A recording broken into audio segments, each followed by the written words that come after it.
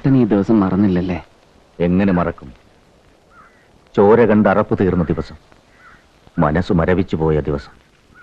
ഇപ്പോഴും കൺമുന്നിലെല്ലാം വ്യക്തമാണ്. ഏട്ടനെയും എന്നെയും നെഞ്ചിൽ കിടത്തി അച്ഛൻ പറഞ്ഞിരുന്ന സ്വപ്നങ്ങൾ. പാവം, ഭൂമിയിലെ മുഴുവൻ കുഞ്ഞുങ്ങൾക്കും നന്മ വരുന്ന കാലം. അച്ഛന്റെ കണ്ണുകളിൽ പ്രതീക്ഷയുടെ നക്ഷത്രത്തിളക്കം. പക്ഷെ ആ അച്ഛന്റെ മക്കൾ ഇന്ന് എത്ര മാറിപ്പോയി അല്ലേ ഏട്ടാ? മാറിയതല്ല, മാറ്റിയതല്ലേ. എന്നോ കയ്യിലെടുത്തു പോയ ആയുധം താഴെ വയ്ക്കാൻ അനുവദിച്ചില്ലല്ലോ.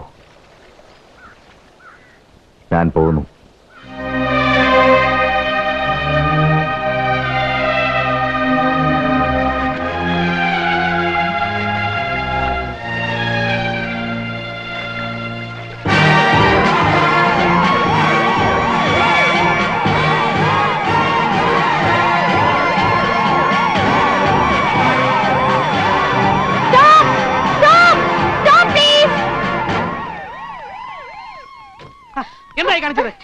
ട്രെയിനിന് മുമ്പിൽ ചാടിച്ചാടണം. ഈ മുമ്പിലാണ് ചാടേണ്ടത്. ഇപ്പൊ കാണാൻ പറ്റില്ല പറഞ്ഞില്ലേ?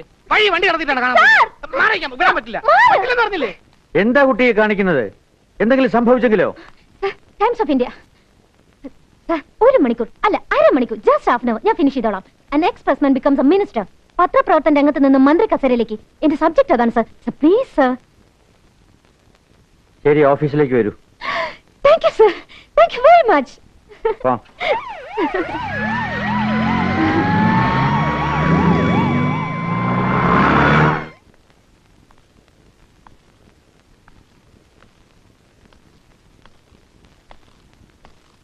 ഇരിക്കൂ. Thank you very much sir. ബോംബെയിലാണോ കുട്ടിയുടെ വീട്? അതെ സർ, ജനിച്ചതും വളർന്നതും. ഞാൻ വളരെ നാൾ അവിടെയായിരുന്നു, അന്ധേരി. എനിക്കിഷ്ടമായിരുന്നു ആ ഏരിയ. അറിയാം സർ. സാറിനെ പറ്റിയുള്ള എല്ലാ വിവരങ്ങളും, കംപ്ലീറ്റ് ബയോഡേറ്റ ഞാൻ കളക്ട് ചെയ്തിട്ടുണ്ട്. ഒരാളിന്റെ ഭൂതകാലം തേടിയുള്ള യാത്ര അതെനിക്കിഷ്ടമാണ് സർ. പ്രത്യേകിച്ചും സമൂഹത്തിൽ ഉന്നതമായ സ്ഥാനമാനങ്ങളുള്ളവരുടെ. രസകരമായ പലതും ആ യാത്രയിൽ കിട്ടിയെന്ന് വരും. ചിലപ്പോ ഉദാഹരണത്തിന്. പിന്നെ അരമണിക്കൂർ എന്ന് പറഞ്ഞ കാര്യം ഓർമ്മയുണ്ടല്ലോ? ഉണ്ട് സർ. എന്റെ വാചകവടിയിൽ അറിയാതെ സാർ വീഴാതെ നോക്കണം. അല്ലെങ്കിൽ സാർ തന്നെ ഈ അരമണിക്കൂറിന്റെ കാര്യം മറക്കും. അപ്പോ ഞാൻ പറഞ്ഞു വന്നത് ഭൂതകാലം. കഴിഞ്ഞു പോയ കാലത്തിലെ ചില അധ്യായങ്ങൾ കാണുമല്ലോ. ബോധപൂർവം മറന്നു കളഞ്ഞ്, അല്ലെങ്കിൽ ചീന്തിപ്പറിച്ച് കാറ്റിൽ പറത്തിയ അങ്ങനെയൊന്ന് ഞാൻ സാറിന്റെ ജീവിതത്തിലും കണ്ടെത്തുന്നു. അതെ സർ. പക്ഷേ അത്ര രസകരമല്ലാത്ത ഒന്ന്. ഒരു പാവം സ്ത്രീയുടെ കണ്ണീര് വീണ് നനഞ്ഞ് കുറച്ചേടുകൾ. I said what I mean. Sir emotional ആവരുത്. ഞാൻ ഡീറ്റെയിൽസിലേക്ക് കടക്കുകയാണ്. 60s അവസാന കാലം. സാർ അന്ന് ടൈംസ് ഓഫ് ഇന്ത്യയിൽ പത്രപ്രവർത്തനത്തിന്റെ ടെക്നിക്സും സ്ട്രാറ്റജിയും അഭ്യസിക്കാൻ വേണ്ടി സാറിന്റെ അച്ഛൻ കരുണാകര മേനോൻ അയച്ചതായിരുന്നു. അന്നത്തെ സായാഹ്നങ്ങൾ അധികവും സാറ് ചിലവഴിച്ചിരുന്നത് പഴയ നവഭാരത് ടൈംസിൽ നിന്നും രാജിവെച്ച് പിരിഞ്ഞ് KPR എന്ന ജീനിയസിന്റെ ഫ്ലാറ്റിലായിരുന്നു. രാത്രി വൈകുവോളം നീളുന്ന ചർച്ചകൾ. ഗുരുമുഖത്ത് നിന്ന് നിങ്ങൾ പുതുതായി പലതും പഠിക്കുകയായിരുന്നു. KPRന്റെ മകൾ പ്രഭാദേവി. മുഷിഞ്ഞ വാതിൽ കേട്ടന് പിറകിൽ നിങ്ങളുടെ മുഖം നോക്കി നിന്ന പാവം പെൺകുട്ടി. നിങ്ങൾ മോഹം കൊടുത്തു, തിരിച്ച് അവളെല്ലാം തന്നു. എല്ലാം. ദരിദ്രനെങ്കിലും ആത്മാഭിമാനിയായിരുന്ന KPRന് ഏക ആശ്രയമായിരുന്ന മകളുടെ ജീവിതം കൈക്കുമ്പിളിലൂടെ ചോർന്നു പോകുന്നത് സഹിക്കാനാവുമായിരുന്നില്ല. നിങ്ങൾ തന്നെ ഒരു പോംവഴി മുന്നോട്ട് വെച്ചു. ഒരു രജിസ്റ്റർ വിവാഹം. അത് നടന്നു. അന്ധേരിയിലെ ഒരു രജിസ്റ്റർ ഓഫീസിൽ വെച്ച്. അതിന്റെ ഫോട്ടോസ്റ്റാറ്റ് കോപ്പി.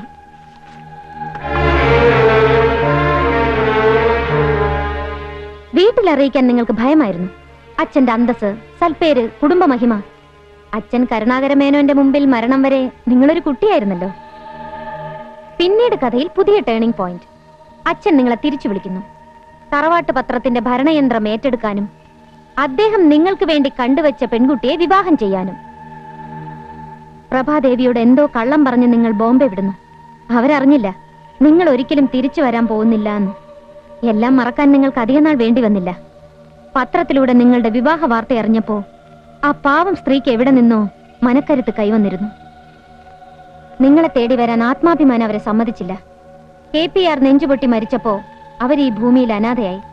നിങ്ങളെ വിശ്വസിച്ചു എന്ന തെറ്റ് മാത്രം ചെയ്തതിന് മരണം വരെയുള്ള ഏകാന്ത തടവിന്റെ ശിക്ഷയും അനുഭവിച്ച് അവരിന്നും ജീവിക്കുന്നു. So come to the point. മഹാമേരുവോളം പോകുന്ന നിങ്ങളുടെ പബ്ലിക് ഇമേജിനെ ഇടിച്ചു വീഴ്ത്താൻ ഇന്ന് എന്റെ കയ്യിലുള്ള ഈ ആയുധം ഞാൻ നിങ്ങളുടെ ശത്രുക്കൾക്ക് വിട്ടുകൊടുക്കണോ അതോ ഒരു നല്ല വില നൽകി നിങ്ങൾ കൈയടക്കുന്നോ? തീരുമാനിക്കുക. വില നിങ്ങൾ നിശ്ചയിച്ചോളൂ. നിങ്ങളുടെ സാമൂഹ്യ ജീവിതത്തിന്റെ നിലനിൽപ്പിനാണ് വിലയിടേണ്ടത്. അപ്പൊ കുറച്ചൊന്നും പോരാ, എനിക്കും തൃപ്തി വരുന്ന ഒരു സംഖ്യയാവുമ്പോ നമുക്ക് കച്ചവടം ഉറപ്പിക്കാം. സോറി മേനൻ സർ, ഒരു ബ്ലാക്ക് മെയിലിംഗ് എന്നതിനെ വിളിക്കും, പക്ഷെ നിവൃത്തിയില്ല. എനിക്കും സാമാന്യം പോഷായ ചില ജീവിതമോഹങ്ങളൊക്കെ ഉണ്ട്. അപ്പൊ നമ്മൾ നാളെ കാണുന്നു. ഇതേ സമയം ഒരു അപ്പോയിന്റ്മെന്റ് എനിക്ക് മാറ്റി വെച്ചോളൂ. Okay, bye, see U.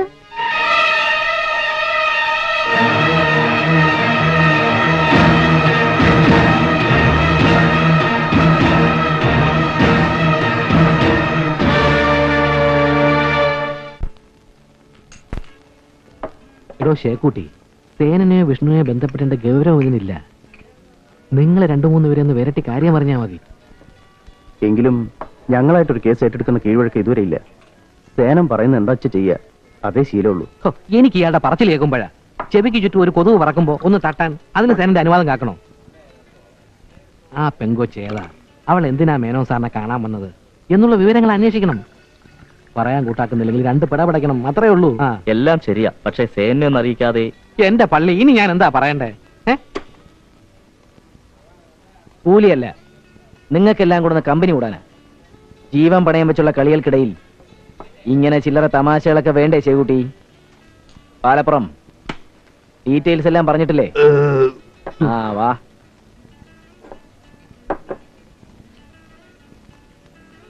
ഇത് വേണോ സേനറിയാതെ? ഓ, അയാള് പറയണ മാതിരി ഒരു തമാശ അത്രയും കണ്ടാ മതി.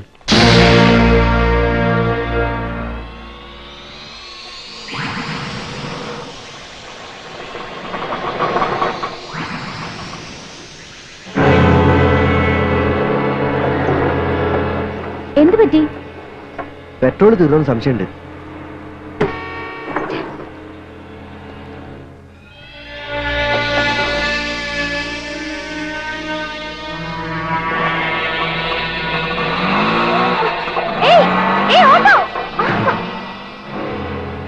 ഏതാടി നീ?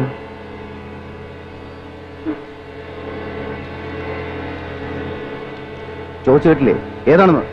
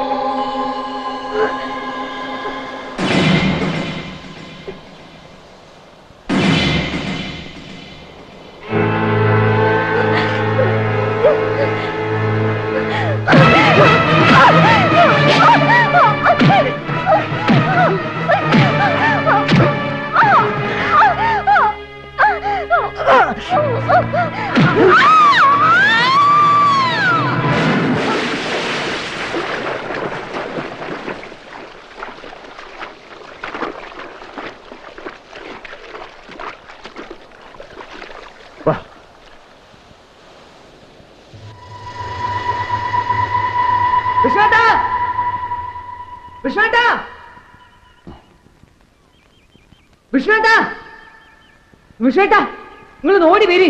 എന്താ പോയ? നിങ്ങൾ വരി.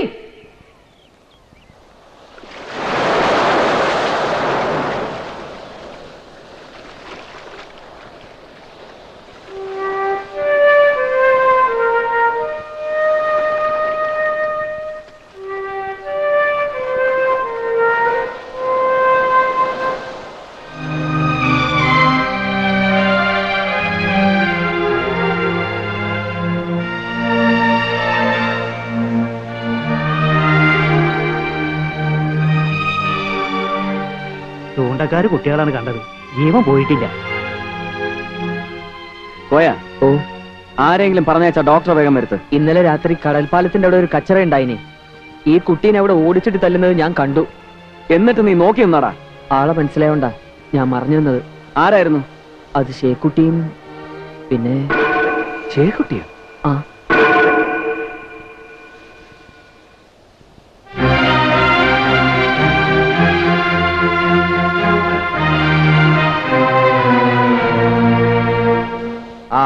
എന്നാ രണ്ടുപേരും കൈ കൊടുത്തു പിരിയ.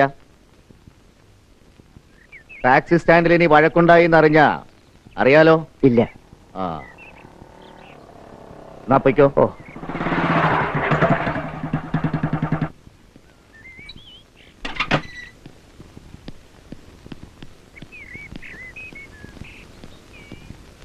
ചേക്കുട്ടി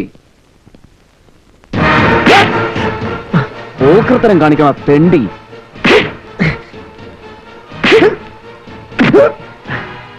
വിഷ്ണു മതി. കൊല്ലണോ ഈ ചെറ്റെ? തല്ലിക്കൊല്ലാം. പക്ഷെ കാരണം പറഞ്ഞിട്ട് വേണം. കാരണം ഇവനറിയാം. ഇന്നലെ രാത്രി മായിനും സണ്ണി ഇവനും ചേർന്ന് ഒരു പെൺകുട്ടിയെ തല്ലി ചതച്ച് കടലിലെറിഞ്ഞു. ഏട്ടന്റെ നിർദ്ദേശം ഉണ്ടായിരുന്നോ ഈ നാണം കെട്ട പണിക്ക്?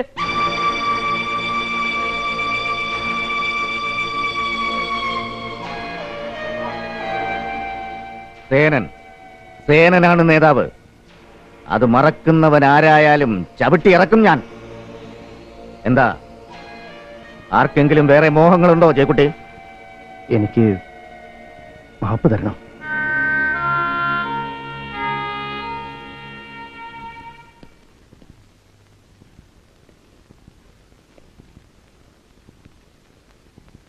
മിസ്റ്റർ വിശ്വനാഥ മേനോൻ!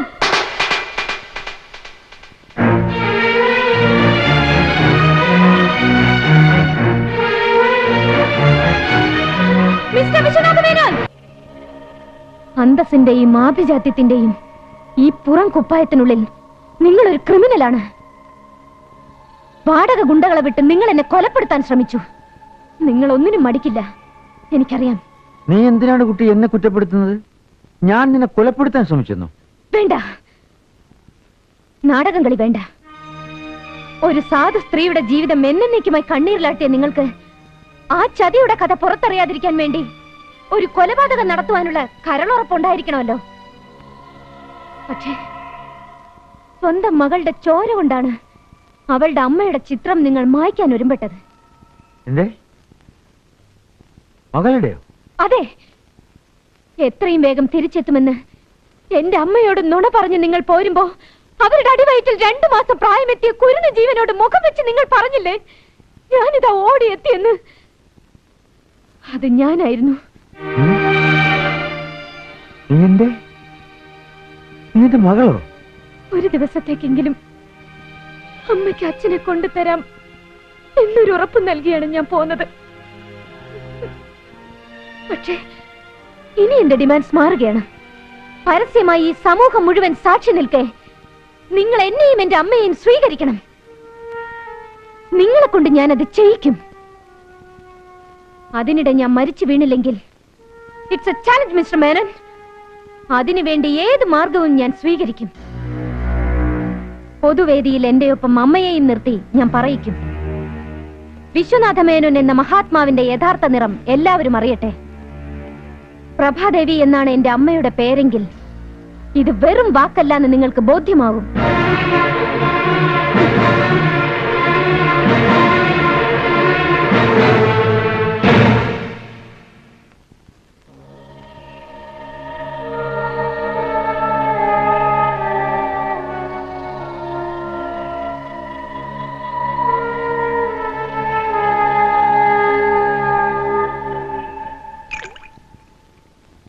സ്വന്തം രക്തത്തിൽ പറഞ്ഞ മോളാണെങ്കിൽ മേനോ സാർ സ്വീകരിക്കാതിരിക്കുവോ? പിന്നെ അല്ലാതെ ഇരു ചെവി അറിയാതെ പുള്ളിക്കാരൻ അവരെ രണ്ടുപേരെ അങ്ങ് ഏൽക്കും.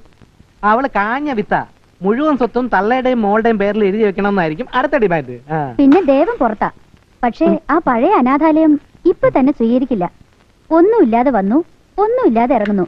പിന്നെ ചിലപ്പോ ആ കൊച്ചിനും തള്ളയ്ക്കും ദയ തോന്നി വല്ലതും തന്നാലായി. നിർത്തടി ചളക്കെ. ഒരു പട്ടിയുടെ ഔദാര്യോ ദേവന് വേണ്ട. എല്ലാം എനിക്കുള്ളതാ. അത് ഞാൻ അനുഭവിക്കുകയും ചെയ്യും.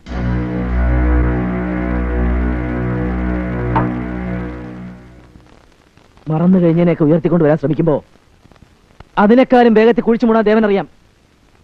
ആയസ് തീരാൻ മുതലുള്ള പെടച്ചിൽ അവിടെ കാണിച്ചത്. കാണിച്ചു തരാം ഞാൻ.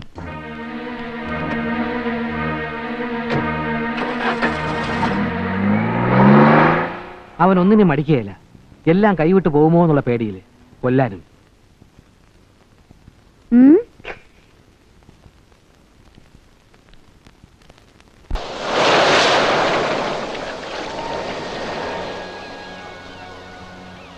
ഓർമ്മ വെച്ച നാൾ മുതൽ ഞാൻ കാണുന്ന കണ്ണീരിൽ കുതിർന്ന എന്റെ അമ്മയുടെ മുഖം അതൊരു നിമിഷ നേരമെങ്കിലും തെളിഞ്ഞു കാണാൻ. അതിനാണ് വിഷ്ണു ഒരു പെണ്ണിന്റെ നിസ്സഹായതകളെല്ലാം മറന്ന് ഞാൻ ഇറങ്ങിത്തിരിച്ചത്. പറയൂ, സ്വന്തം അച്ഛനെ തിരിച്ചു കിട്ടാനുള്ള എന്റെ സമരത്തിൽ എനിക്ക് താങ്ങായി നിങ്ങളുണ്ടാവുമോ? പ്രതിഫലം ഉറപ്പിച്ചാൽ ആർക്കു വേണ്ടിയോ ആയുധം എടുക്കുന്ന വിഷ്ണുവിനെ എനിക്ക് കിട്ടില്ല. കാരണം തരാൻ എന്റെ കയ്യിൽ ഒന്നുമില്ലല്ലോ. 6-ാം വയസ്സിൽ ആയുധം എടുത്തവനാണ് ഞാൻ. ആത്മരക്ഷയ്ക്ക് വേണ്ടി കീറത്തുണിയിൽ ചുറ്റിയെടുത്ത കരിങ്കൽ ചീള്. അന്നു മുതൽ ഇന്നുവരെ ചോരപ്പുഴകൾ ഒരുപാട് പിന്നിട്ടിരിക്കുന്നു. എന്നിട്ടുയർത്തിയെടുത്ത സാമ്രാജ്യമുണ്ട്. രക്തത്തിൽ മുക്കി തലയിൽ വെച്ച കിരീടവും. കൊലനിലങ്ങളിൽ മൃഗീയ ബലത്തിന്റെ ചെങ്കോൽ ഉയർത്തി തട്ടഹസിച്ചപ്പോഴും ഉള്ളിൽ തേങ്ങിക്കരയുന്ന ഒരു 6 വയസ്സുകാരനുണ്ടായിരുന്നു. അഞ്ജന, അനാഥനാവുന്നതിന്റെ വേദന മറ്റാരേക്കാളും എനിക്ക് മനസ്സിലാവും. മേൽവിലാസമില്ലാത്ത ജീവിതത്തിന്റെ നിന്ന് അതും എനിക്കറിയാം. നിനക്ക് ഈ നിമിഷം ഉറപ്പിക്കാം, നിനക്ക് കിട്ടേണ്ടതെല്ലാം നിനക്ക് തിരിച്ചു കിട്ടും. അതിനുള്ള യുദ്ധത്തിൽ നിന്റെ മുന്നിൽ ഞാനുണ്ടാവും. ഒരുപക്ഷെ ഞാൻ വീണുപോയാലും നിന്നെ നീ സ്വപ്നം കാണുന്ന ആ നല്ല ദിവസങ്ങളിലേക്ക് ഞാൻ എത്തിക്കും. നന്ദി വിഷ്ണു, നന്ദി. നമ്മൾ തനിച്ചല്ല. എന്റെയും ഏട്ടന്റെയും ഒപ്പം തെരുവിൽ നിന്ന് യാത്ര തുടങ്ങിയവർ മുഴുവനുണ്ടാവും നമ്മോടൊപ്പം.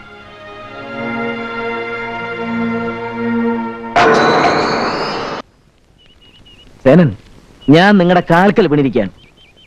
എന്നെ രക്ഷിക്കാൻ നിങ്ങൾക്ക് മാത്രമേ കഴിയൂ. ഞാൻ സ്വന്തമെന്ന് കരുതിയിരുന്നതെല്ലാം പിടിച്ചടക്കാനാണ് അവളുടെ വരവ്. എല്ലാം നഷ്ടപ്പെട്ടിട്ടുള്ളൊരു ജീവിതം എനിക്ക് മരണതുല്യമാണ്. പറയൂ സേനൻ, നിങ്ങൾക്ക് എന്താണ് വേണ്ടത്? അത് ഞാൻ തരാം. നിന്റെ വികാര പ്രകടനത്തിൽ എനിക്ക് താല്പര്യമില്ല. എന്റെ ലാഭമാണ് എന്റെ പ്രശ്നം. അത് ഞാൻ വഴിയെ പറയാം. ഒന്ന് നിനക്ക് വിശ്വസിക്കാം. സേനൻ നിനക്ക് വാക്ക് തന്നു. അതിന്റെ അർത്ഥം അവളുടെ ജീവൻ നിനക്ക് വാഗ്ദാനം ചെയ്തു കഴിഞ്ഞു എന്നാണ്.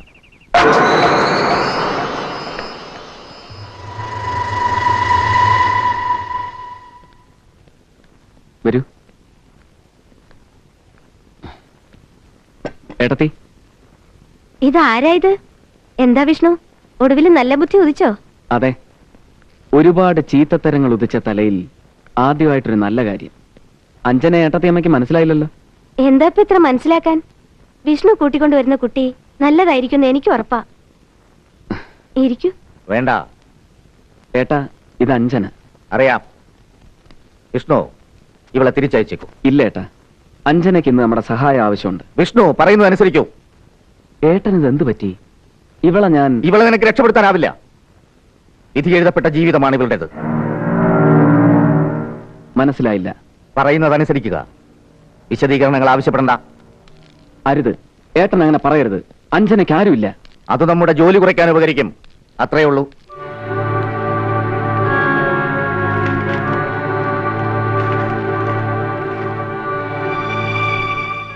എന്താ, അവളുടെ ജീവൻ ആവശ്യപ്പെട്ട ആരെങ്കിലും?